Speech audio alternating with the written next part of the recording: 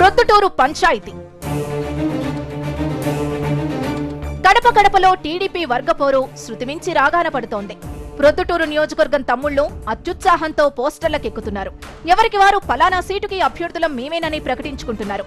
కరవమంటే కప్ప కోపం, విడవమంటే పాము కోపం అన్నట్లే ఉంది ప్రొద్దుటూరు తమ్ముళ్ల పరిస్థితి. అయితే ఎన్నికలు దగ్గర పడుతున్నాయి. పార్టీ స్పీడ్ పెరగాలని అధిష్టానం ఆర్డర్ ఇస్తుంటే స్వపక్షంలో విపక్షంలా ఉంది ప్రొద్దుటూరు టీడీపీ పరిస్థితి.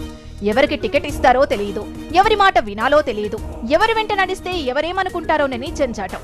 అందుకే ఎందుకొచ్చిన గోలని ఎవరికి వారు సైలెంట్ గా ఉంటున్నారు.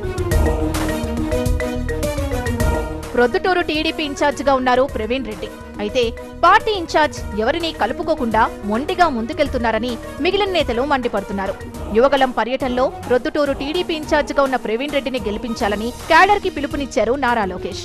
అయితే పార్టీ సీనియర్ నేతలైన మాజీ ఎమ్మెల్యేలు